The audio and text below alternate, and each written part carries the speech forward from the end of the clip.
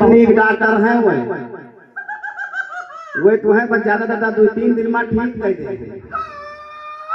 हमरे भरा में देखे नहाए जनका बहुत जल्दी नीक कर दे। अब ऐसे लाग रहा हो तो वो ठीक कर दे। अच्छा ये बताओ डॉक्टर साहब कुछ खाए पिए तो है लिखी नहीं कि नहीं? और दांत पे से कहीं पाथर लिखी कहीं कि दोनों तीनों टीएम खावा की हो तार उद्धार हो गई। बोलो भक्त वत्सल भगवान की। तो वह बहिरा वाला कहानी हो जाए हम कहा कहा थक जाई और तू सब कुछ जान न पाओ। हाँ बाबा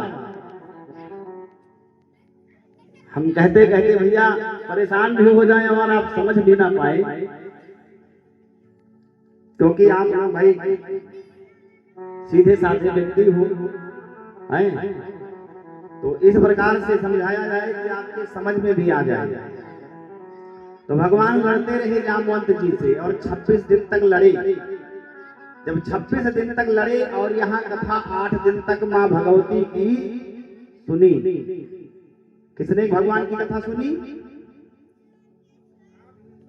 भगवान की कथा की कौन सुन रहा है?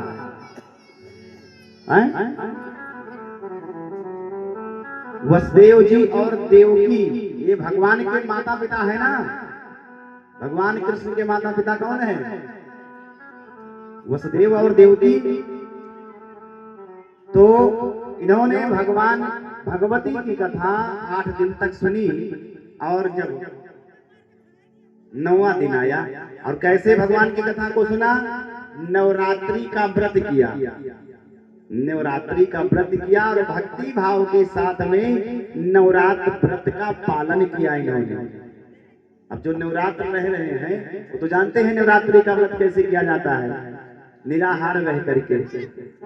और बहुत लोग तो नवरात्रि में भैया व्रत करते हैं और फरहार 5-6 बार करते हैं। हाँ 5-6 बार फरहार कर लेते हैं।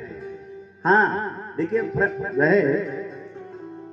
अब व्रत का मतलब ये नहीं कि आप 5-6 बार सिर्फ फरहार करते रहें, फल खाओ, मूंगफली खाओ, चाय 5-6 बार पियो, ये व्रत थोड़ी है। अरे व्रत करना है तो जिससे आपका शरीर चलता रहे उतना तक आप खाओ। लेकिन भैया जिनका मन कर रहा है वो 5-6 बार खाएं, कोई रोक थोड़ी है। लेकिन व्रत का मतलब है अगर आपने उपवास किया है, उपवास करने से आपका जो शरीर है वो किस प्रकार से रहता है? स्वस्थ रहता है। देखिए जैसे अभी मोटरसाइकिल ही चलती है तो इसकी सर्विसिंग होती है नहीं होती है, उसी प्रकार से शरीर को हफ्ते में 1 बार निराहार रखना चाहिए स्वस्थ रहने के लिए। अगर नहीं चलो व्रत नहीं कर रहे हो नवरात्रि का तो एकादशी का व्रत करो। एक व्रत अवश्य पालन करना चाहिए। एक जो है एकादशी ही करो क्योंकि जब व्रत करोगे तो आपका शरीर स्वस्थ रहेगा, है ना। दिन रात खाते खाते खाते खाते खाते खाते बस ऐसे खाते रह जाओ।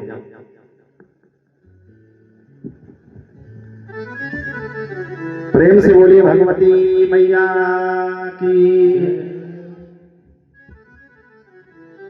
तुम्हारा वसुदेव और देवकी ने मां भगवती की आराधना करके और जब अंतिम दिन भगवती का चरित्र भगवान वेद व्यास श्रवणपान करा रहे हैं और जब 9वां दिन आया और 27वां दिन भगवान लड़ने लगे, 27वें दिन भगवान लड़ने लगे और इधर जब कथा समाप्त हुई भगवती की, भगवान वेद व्यास ने वसुदेव जी को पूरी भगवती चरित्र का स्तनपान करवाया और इधर भगवान ने जामवंत जी को उठा करके पटक दिया और जैसे पटका भगवान ने फिर अपने घुटनों को मोड़ करके उनके वक्ष स्थल पर बैठ गए और जामवंत जी के एक एक नस को भगवान ने ढीली कर दी, एक एक गांठ को भगवान ने फोड़ डाला और इसके बाद में एक मुक्का जोरदार जब वक्ष स्थल पर मारा,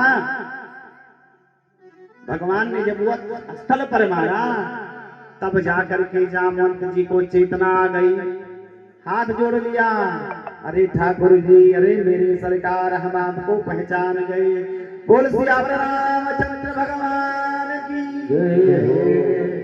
हे प्रभु, हम आपको पहचान गए, आप मेरे त्रेता वाले राम जी हैं। भगवान मुस्कुराने लगे तो कहा, जब पहचान गए तब तो चलो ठीक है, नहीं कुछ दिन और लड़ लिया जाए। जामवंत जी ने कहा, प्रभु क्षमा करें सरकार। भगवान उठ करके खड़े हो गए, जामवंत जी रोने लगे, अरे ठाकुर जी, हमने कितनी बड़ी भूल कर दी, हमने अपने भगवान से युद्ध किया, चरणों में गिर गए।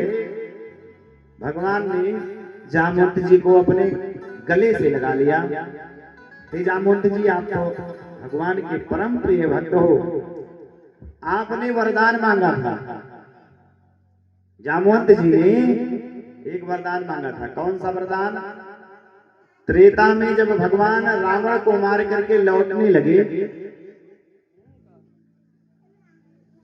भगवान त्रेता में जब रावण को मार करके लौटने लगे, तो भगवान ने सबसे कहा कि आप कुछ ना कुछ हमसे मांग लीजिए,